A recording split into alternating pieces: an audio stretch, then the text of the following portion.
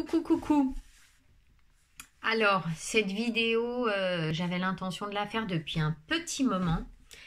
Et du coup, j'ai encore eu un coup de fil de Camille. Merci Camille, qui m'a boosté en fait pour faire cette vidéo. Donc, elle avait des questions sur la construction, le chalet, etc. Et ben voilà, je l'ai eu au téléphone un petit peu, je lui ai dit, ben, je vais plutôt faire une vidéo pour l'ensemble des personnes qui ont besoin d'avoir ces renseignements, sachant que je sens qu'il y a besoin d'une synthèse en fait de la construction, etc. Donc ce que je vais faire, c'est que je vais reprendre là le devis avec tous les postes et je vais faire un peu dans le tiercé des ordres, voilà, tout ce qu'il y aurait à dire sur le chalet avec le max de détails. Donc ça va durer un petit moment, mais au moins ça répondra probablement à la plupart des questions que vous vous posez pour cette construction. Alors, je vais commencer par le terrain. Le terrain, je l'ai eu un peu par hasard. En fait, j'ai été inscrite dans des alertes d'agences immobilières et figurez-vous que c'est en passant par une agence immobilière que j'ai pu avoir ce terrain constructible sur la totalité. 2500 mètres carrés et je l'ai fait augmenter à 2700 mètres carrés parce que je souhaitais avoir ce joli chêne là qui est devant moi. Voilà, il y a les frais de notaire, etc. Le terrain, je ne l'ai vraiment pas payé cher. Donc, voilà, ça, c'était vraiment super. Je ne vais pas rentrer dans le détail des prix parce que là, on ne va pas s'en sortir. Donc, il n'était pas viabilisé. Donc, j'avais l'électricité en bord de route et l'eau, j'ai dû la faire venir quand même d'une certaine distance jusqu'au bout de mon terrain qui était la limite où je pouvais amener l'eau. Mais j'ai pu. Voilà. Tout ce qui est autonomie, eau, électricité, ce sera pour plus tard et c'est pas mal parce que comme ça je vais pouvoir jauger ma consommation notamment pour les panneaux solaires quand ça viendra, quand le moment viendra et que j'aurai quelques sous, ce qui n'est pas le cas pour l'instant. Voilà, donc il y a une taxe d'aménagement quand on s'installe qui est envoyée par la mairie. Je vais un peu donner tous les détails parce qu'en fait il y a des dépenses qu'on ne connaît pas forcément. Alors la fourniture du chalet, chaletdejardin.fr, c'est sur internet, je l'ai acheté en kit, ce chalet en madrier. Le madrier, c'est toutes ces petites planches qui s'encastrent les unes dans les autres et que vous pouvez voir juste là. Vous voyez? Voilà. Donc, c'est ce qu'on appelle un chalet en kit et en madrier. Donc, j'ai acheté uniquement la structure chez Chalet de Jardin. Sans rien, il n'y a pas le toit, il n'y a pas la toiture, rien n'est prévu pour y vivre en fait, hein, parce que c'est comme une cabane, hein, ils sont spécialisés en abri de jardin, mais ils vendent quand même le chalet en double paroisse qu'on appelle 44 plus 44, donc 2 madriers, 2 44 plus 44 et entre on met un isolant sur tout l'extérieur. Mais au niveau du plancher, il n'y a rien et au niveau du toit non plus. Donc, c'est à nous après de prévoir. Juste pour votre info, le chalet a doublé de prix en 1 an et demi, malheureusement. Donc ça, ben voilà, hein, c'est vrai que j'ai eu du bol. Ensuite, pour le montage du chalet, donc moi, chalet de jardin, je leur ai dit, je ne l'achète pas si jamais j'ai pas quelqu'un qui m'aide, un maître d'œuvre ou un monteur. Donc j'ai eu un assistant d'ouvrage et je l'appelle bien assistant puisqu'il est parti en cours de route et donc voilà, il a disparu en quelque sorte, mais bon, ça s'est bien passé, hein, c'était beaucoup mieux comme ça. Et donc le couple de monteurs, charpentiers, couvreurs qui se sont occupés du montage du chalet ne sont plus en activité pour cette activité en tout cas. Donc voilà, il n'y aura pas de transmission de coordonnées là-dessus. Au niveau du... Je regarde hein, au fur et à mesure. Au niveau donc du permis de construire, bah, évidemment, il faut déposer le permis avec tout le dossier, les plans, etc. Bon, ça c'est sur internet, hein, c'est pas.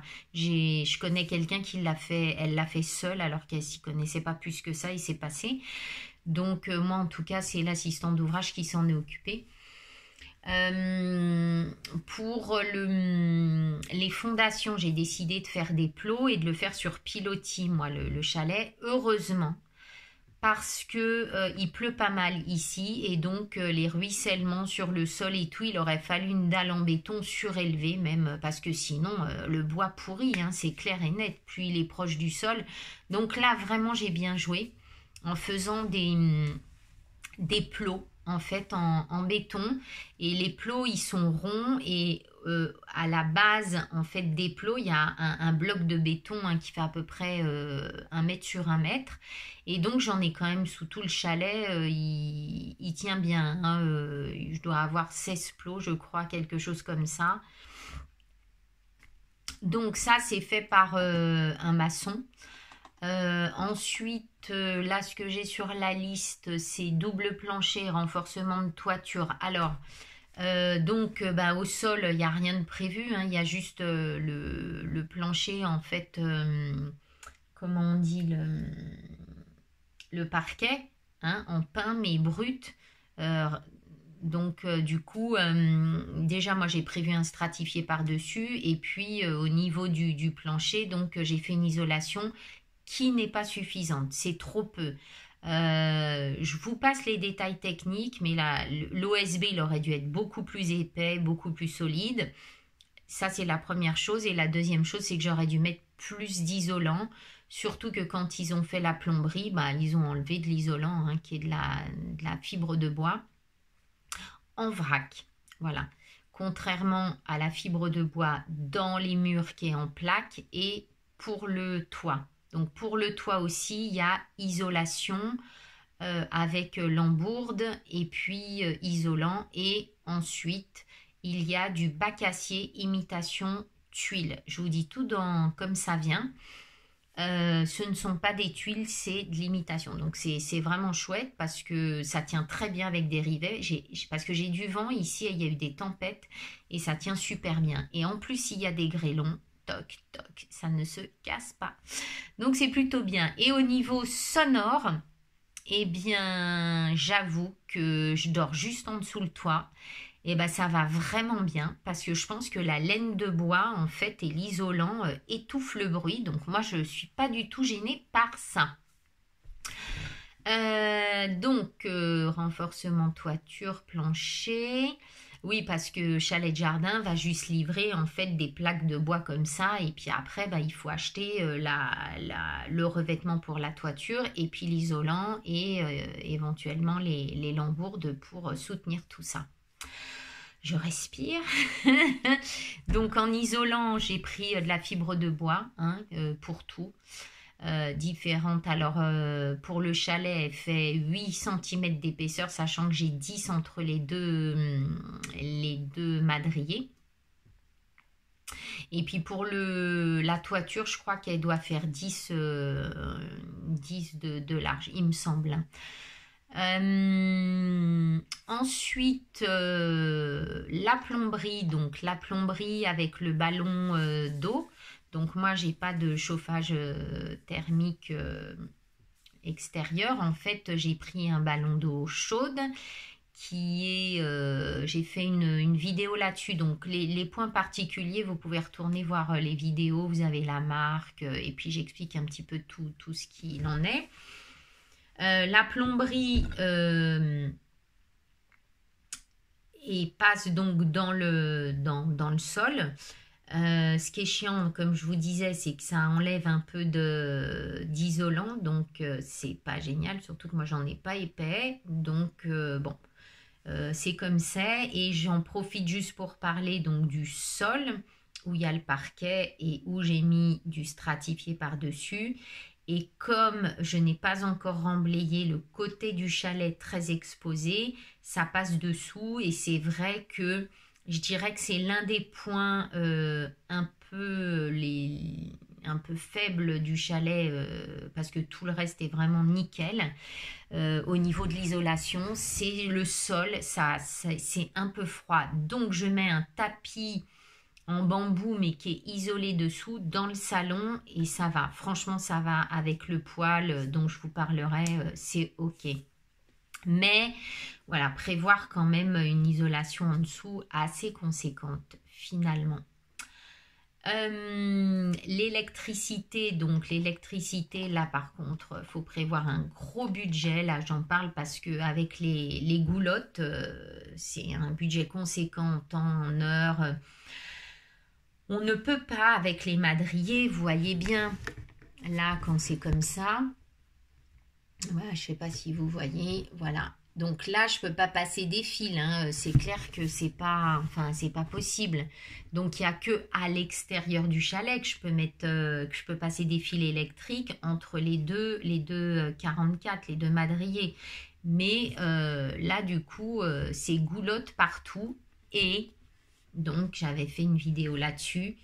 Le bois jouant, les goulottes bougent. Et ça, pendant un temps, c'est galère totale parce que les goulottes gondolent, parce qu'il faut les revisser à l'intérieur, réouvrir avec les fils et tout et pas percer les fils. Enfin bon, je vous raconte pas. J'y ai passé un certain temps, mais là c'est à peu près bon. Il y a 1 ou 2 endroits où ça gondole bien, mais bon. Et puis le bois va rejouer l'hiver, donc voilà, c'est comme c'est.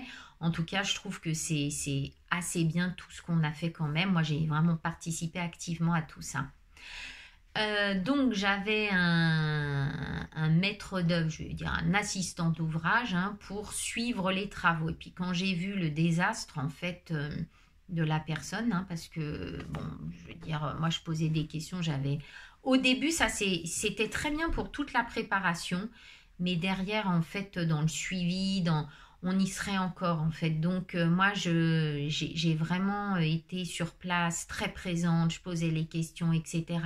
Il y avait l'équipe des monteurs, le couple qui montait le chalet, qui était super. Ils me posaient des questions, les bonnes questions, au bon moment, etc. Je crois qu'on a vraiment fait une œuvre collective très, très belle, en fait, ensemble. Donc, ça a bien fonctionné. Permis de construire et études thermiques, moi j'étais en RT 2012, j'ai pas mis de VMC, tous mes volets roulants ont une petite grille d'aération et la VMC c'est impossible avec le toit que j'ai, je vous raconte pas, en plus c'est super, enfin avec le plafond que j'ai là, vous voyez tous les bois, on peut rien faire, sinon c'est horrible quoi, donc je n'en ai pas mise. Et voilà, j'ai fait au mieux avec tout ce qui était recommandé pour la RT. Le permis de construire, il est allégé. Donc, on dit qu'il est allégé parce que je suis en moins de 50 mètres carrés habitable. Donc, pour vous situer, moi, au sol, là, en intérieur, j'ai 36 mètres carrés sur 2 étages. Parce que là-haut, les chambres font toute la surface aussi. Donc, j'ai un palier. Vous regarderez la visite, hein. J'ai fait une vidéo sur la visite du chalet, donc je ne vais pas remonter. Mais il y a les 2 chambres et on peut largement être debout. Il y a plein de gens qui pensent que c'est vraiment mansardé. Non, pas du tout. Ce chalet, il est super bien fait et on arrive à 49,8 mètres, c'est ça, mètres carrés, donc moins de 50 mètres carrés, habitable. Donc ça c'est allégé et même l'étude thermique, la RT aussi c'était allégé à moins de 50 mètres carrés habitable, voilà.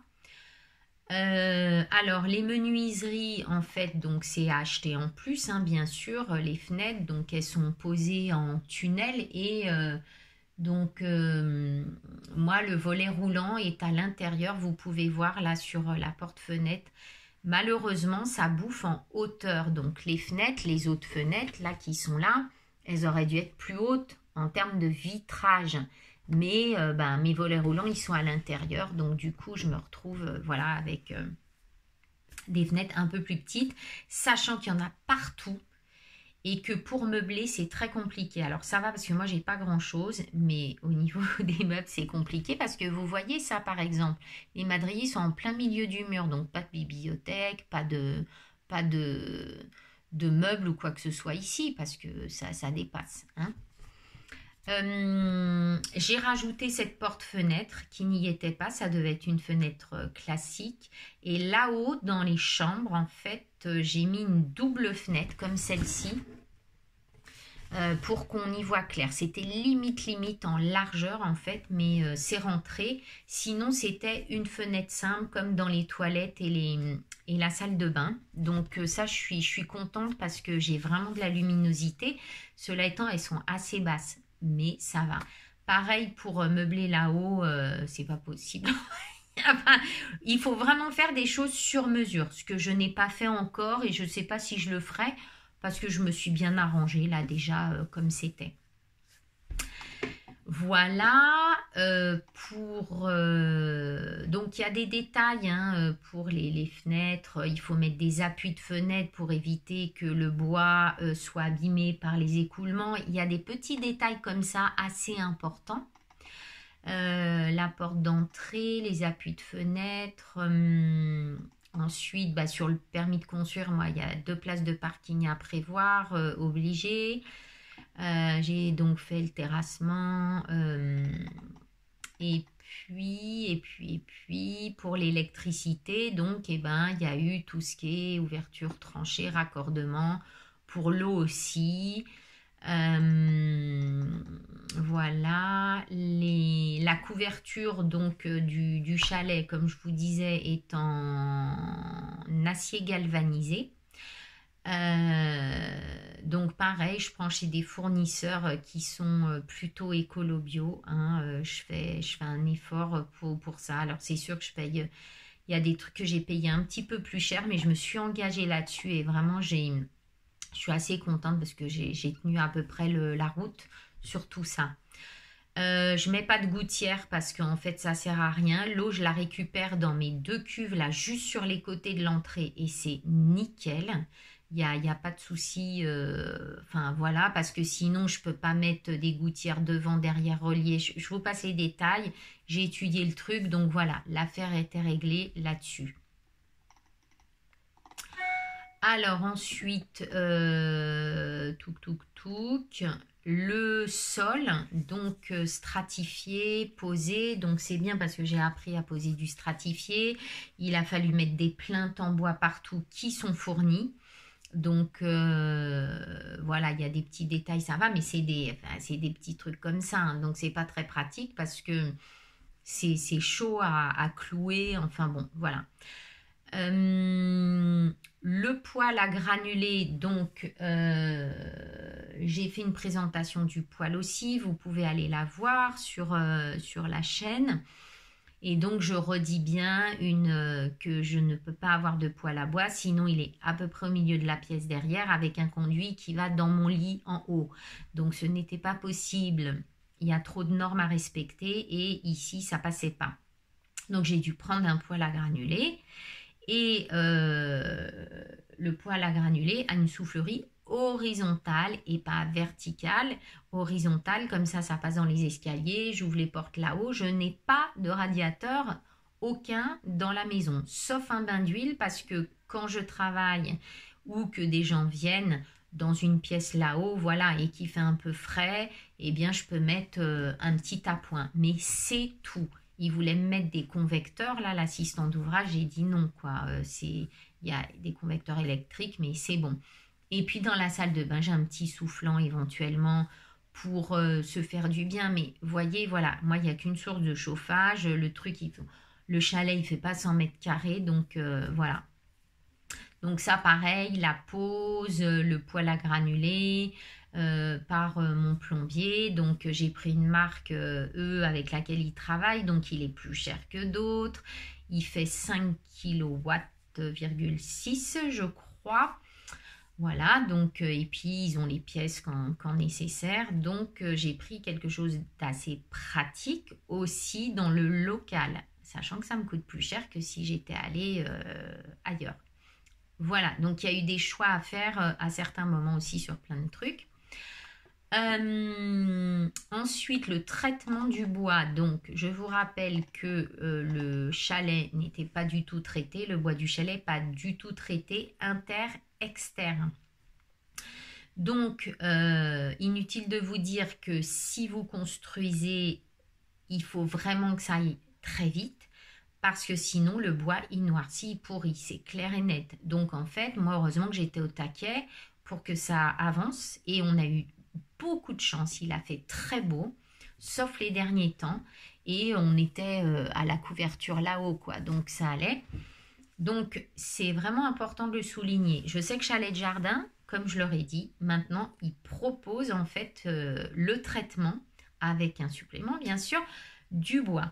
Moi j'ai traité avec de l'huile dure à l'intérieur, non pigmentée, et pour l'intérieur. Et à l'extérieur, j'ai pris une huile dure pigmentée miel qui permet d'avoir qui permet d'être anti-UV. Voilà, donc en fait, au niveau du soleil, c'est beaucoup mieux. Ce que j'ai décidé de faire, donc j'ai passé 3 couches externes et 2 couches inter, ce qui est pas mal, mais... Et puis j'ai été aidée, donc merci à tous ceux qui m'ont aidée encore, parce que c'était un truc de dingue. Quand vous voyez le plafond, là, je vous raconte pas. Bon, bref. Et l'extérieur aussi, que j'ai terminé. J'ai passé la dernière couche cette année à Pâques, je crois, au mois d'avril.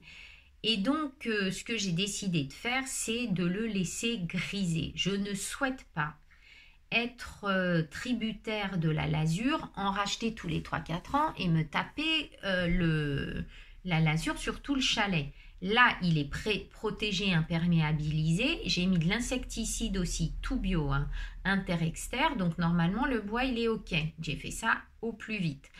Donc, ça devrait aller. Si jamais je vois, je vais surveiller, mais si jamais aussi je vois que grisé, il devient un peu poreux, etc., eh bien, je repasserai peut-être une couche. Mais en l'occurrence, je fais en sorte d'intervenir le moins possible parce que c'est du boulot et de l'argent aussi. Voilà, donc c'est pas grave s'il devient gris. Là, il est encore bien épidore de l'extérieur. Donc ça va, ça se maintient en fait. Voilà pour le traitement. Ensuite, la fibre, voilà, juste télécommunication. J'ai dû payer une partie de la fibre, des travaux de la fibre pour venir ici. Bon, voilà. Tout ce qui concerne la cuisine, la salle de bain, j'ai fait du bon coin, j'ai acheté des meubles, j'ai remis au format, etc. Je suis allée acheter un plan de travail dans un endroit qui récupère. Enfin bon, voilà, c'est au maximum récup, etc. J'ai fait mes toilettes sèches à l'intérieur et à l'extérieur. Donc ça, c'est top. Moi, je trouve d'avoir les deux, c'est nickel. L'été, comme ça, tout le monde est dehors. Et puis moi, ça me fait moins d'aller et venir ici. Donc ça, c'est nickel. Qu'est-ce qu'il y a d'autre? Après, je regarde, c'est la phytoépuration, les bacs à compost. Bon, voilà, j'ai des composts. J'ai fait aussi des vidéos là-dessus. Donc, vous pouvez retourner voir. Normalement, les titres, ils sont assez éloquents. J'ai dû acheter un seau toilette sèche ou deux. J'en ai un métal pour l'intérieur et un plastique pour dehors parce que je trouve que au bout d'un moment aussi ça s'altère le plastique alors qu'en métal c'est quand même vachement mieux et puis ça fait un joli son, hein. Je peux jouer du tam-tam dessus quand je nettoie après, que c'est propre bien sûr, hein. Donc voilà, boîte aux lettres, poubelle, c'est des choses, des petites choses, hein, mais voilà. Et puis après, j'arrive au déménagement tutti quanti, la phytoépuration. Donc, je rappelle, j'ai une pompe de relevage qui a coûté cher parce que mon terrain est plat. Si vous avez un terrain en pente, essayez de vous arranger pour faire la phyto, voilà, dans cette pente-là. Hein. Et encore, moi, ça a coûté très cher tout ça parce que je l'ai fait surdimensionner s'il y a d'autres habitations sur le terrain. Voilà. Et comme j'étais en création, eh bien, il y a tous les contrôles nécessaires du SPANC, Aquatiris, on est obligé de passer par eux. Enfin, je vous passe les détails. En construction, c'est vraiment chiant parce qu'on va payer voilà, des prestataires qui vont vérifier en fait l'autoconstruction, hein, puisque ce sont des copains qui m'ont fait la phytoépuration, les travaux de la phyto. Merci, merci d'ailleurs encore. Donc voilà, et puis qu'est-ce qu'il y a d'autre? Bah, écoutez, je crois que c'est tout. Ce que j'ai fait aussi assez rapidement, c'est que j'ai acheté mon abri en polycarbonate. Donc là, pareil, sur Internet et qui se ferme avec un cadenas. Je l'ai monté avec un copain. Et c'est un abri de jardin résine polycarbonate. Voilà, c'est ça. Et c'est vraiment pratique parce que déjà il résiste aux intempéries, il est souple et je peux quand même mettre beaucoup de choses. Il fait dedans, il fait moins de 5 mètres carrés. Sinon, on est obligé de déposer une déclaration préalable, n'est-ce pas, quand on a tous les murs. Donc, voilà à peu près ce que je peux dire. Et puis, à rajouter aussi, c'est qu'au niveau des finitions et des bois de finition pour le chalet, c'est pas ça qui est ça. Hein. Je sais plus si je l'ai dit là dans la vidéo, mais en fait, on est obligé de racheter certains bois pour faire les finitions. Il faut étanchéiser aussi un petit peu à certains endroits à l'extérieur. Voilà, autrement l'escalier, c'est vraiment un vrai escalier. Moi, je le trouve vraiment super. Et comme il est ouvert, c'est génial parce que en fait, le poêle chauffe, souffle et ça peut monter là-haut. J'ouvre les fenêtres. Donc, pas les fenêtres, les portes pour que ça rentre dedans.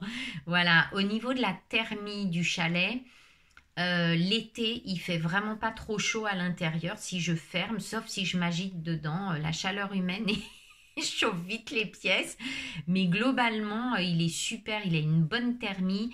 Et l'hiver, je vous disais, il y a juste moi, mon sol qui pêche un petit peu. Et si jamais un jour me prend l'envie en fait, de remettre un peu plus d'isolant par le dessous. Bon, c'est possible aussi. J'ai des solutions, que ce soit un peu de fibre de bois, mais encore, ça va se faire bouffer par les rongeurs. On m'a dit du liège. Effectivement, je peux très bien mettre différents matériaux, mais c'est pas sûr que je le fasse parce que c'est quand même... je sais pas si ça en vaut la chandelle, en fait. C'est surtout ça. Je me pose la question par rapport à ça. Voilà, voilà, voilà. Et sinon, ben, il y a beaucoup de visseries à acheter. Et je vous dis, ben, tout ce qui est pour étanchéiser les fenêtres, enfin, tout ça, c'est pas fourni. Hein, donc, il y a des surplus, en fait, à prévoir.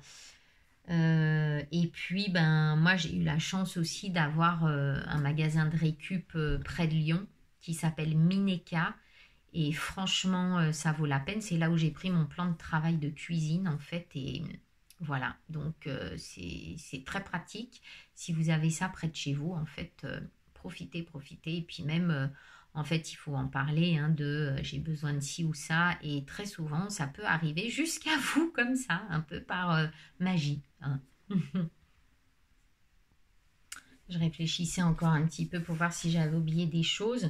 Bon, sachons que Chalet de Jardin, à la base, ils font des abris de jardin et des chalets, mais pas pour habiter à l'année forcément. Donc voilà, il faut juste être conscient que si on achète une structure de chalet, il y a tout à faire pour pouvoir vivre dedans à l'année avec l'isolation, voilà.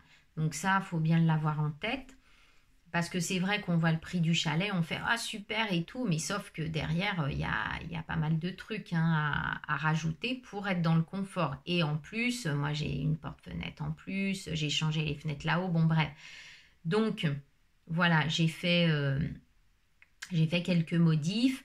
Là, en plus, il y a, vers la cuisine, ça devait être fermé. Et puis, moi, je l'ai laissé ouvert. Donc, du coup, ça me fait une grande surface en bas. C'est plutôt pas mal.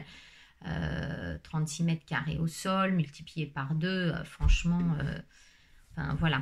Donc, je crois avoir terminé. J'espère que ça va vous aider. Alors, si vous avez besoin de poser une question un peu plus précise, vous le mettez dans les commentaires. Comme ça, moi, je pourrais vous répondre. Si jamais il y a besoin de se parler un petit peu, ben voilà, on fera au mieux pour se parler. Mais je pense avoir déjà dit pas mal de choses. Voilà. Et donc, bien sûr, ce type de chalet, c'est sur terrain constructible, hein, à moins que vous fassiez, voilà, comme ça vous arrange dans un petit coin tranquille. C'est vous qui voyez. Moi, je ne le ferai pas en tout cas parce que je n'ai pas envie de vivre caché ou de... Bon, voilà, je trouve que c'est trop compliqué. Donc, du coup, j'ai tout fait voilà, dans les règles de l'art, si je puis dire ainsi. Comme ça, je suis tranquille. Et surtout que mon chalet est tellement visible de l'extérieur, de la route là qui arrive et puis de la route tout simplement, que bon, voilà, je ne vais pas m'amuser à faire des entourloupes. Juste une chose, là, moi, j'avais une norme en fait à respecter pour mon emplacement du chalet. Il fallait qu'il soit à 15 mètres du milieu de la route. Donc, j'ai dû le repousser un petit peu vers là où je l'ai mis, en fait, pour qu'il soit dans les normes, en fait, demandées. Je crois même qu'on est à 16 ou 17 mètres du milieu de la route. Donc, voilà, il y a aussi des normes comme ça dont voilà, dont il faut avoir l'information. Donc, soyons curieux et curieuses à gogo pour poser les bonnes fenêtres. Oh là là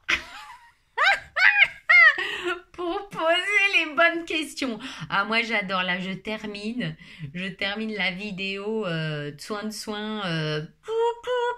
Bon, allez, je vous dis à bientôt.